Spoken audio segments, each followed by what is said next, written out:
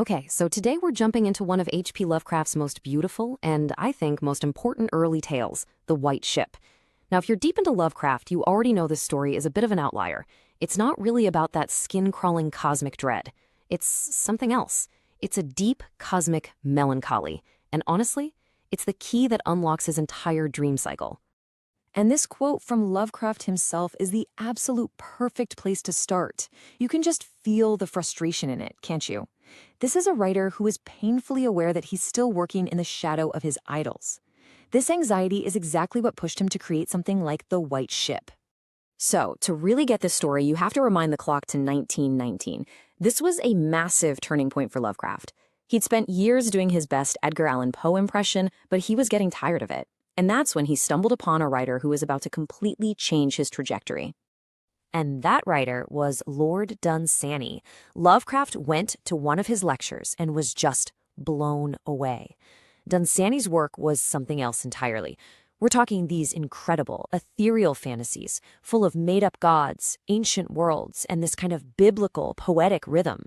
It gave Lovecraft a brand new toolkit, a way to write about wonder and not just pure horror. But here's where it gets really interesting, because Lovecraft wasn't just doing a Dunsany impression. No way. He took that dreamy fantasy vibe and then just warped it. He infused it with his own cosmic philosophy that was just starting to bubble up. See, for Dunsany, a dream world was like a beautiful myth, something far away. But for Lovecraft, oh, the Dreamlands were a whole other dimension, just as real as our world, and you guessed it, way, way more dangerous. So let's finally get into the story itself. We meet our main character, Basil Elton, a lonely lighthouse keeper. And for you hardcore fans, yeah, that name should ring a bell. He's basically a proto-Randolph Carter. His trip isn't just a fun boat ride, though. It's a journey deep into the geography of the human soul. The whole thing kicks off with this amazing image, a bridge made of moonbeams. Right away, that's your signal. We're not in Kansas anymore. We've left the boring old laws of physics behind for a world that runs on symbols and aesthetics. The ship just glides, no wind, no tide, because it isn't sailing on our ocean.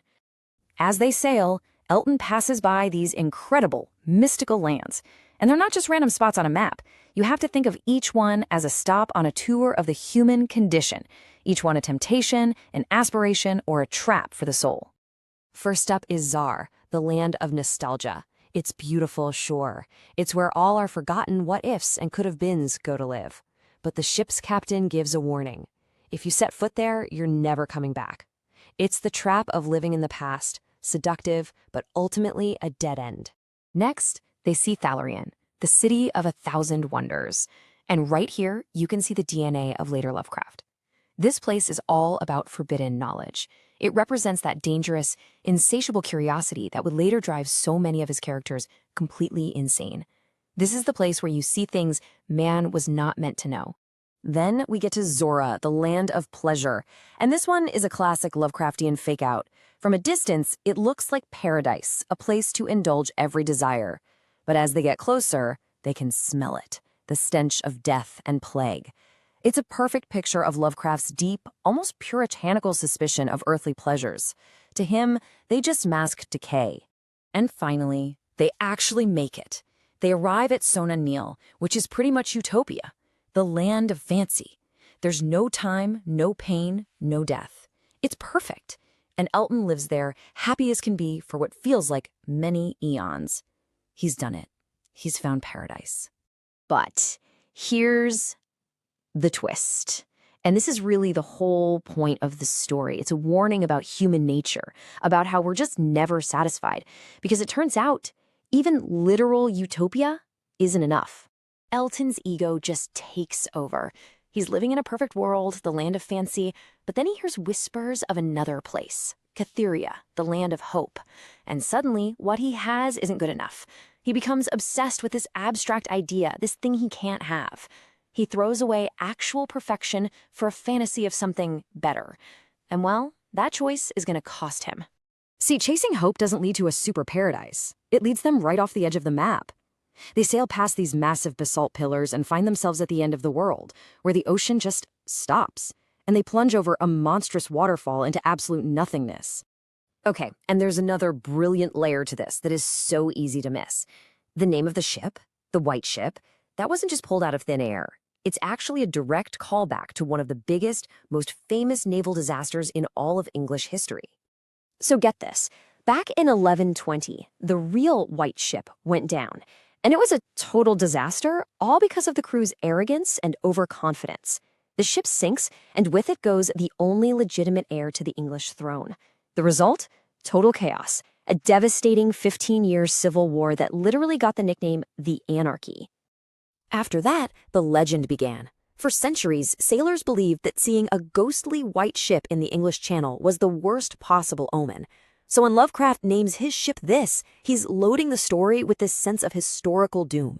He's telling us from page 1 that Elton's quest, born out of that same kind of arrogance, was doomed from the start. So let's look at the end of the story and see how this early fantasy piece ended up casting such a long shadow, not just over Lovecraft's other work, but all the way into stuff being created today. Elton wakes up, freezing on the rocks beside his lighthouse. For the first time in his life, the light has gone out, and his failure has caused a real-world shipwreck. It's such a classic ending for a dream cycle story, right? That line between dream and reality is completely blurred. And all he has left is that ambiguous artifact, the dead bird and the piece of wood, as this haunting physical proof. And the White Ship was anything but a one-off. It literally laid the groundwork for the Dreamlands, establishing places like Zar and Thalarion that Randolph Carter would visit later in the Dream Quest.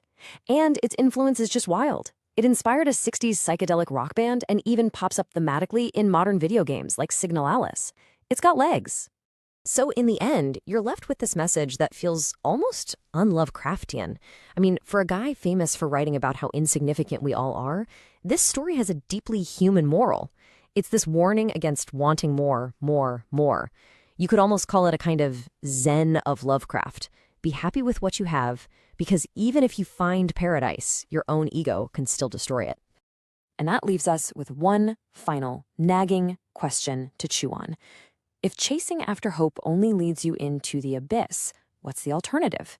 Is the best we can ever achieve just being content in the land of fancy?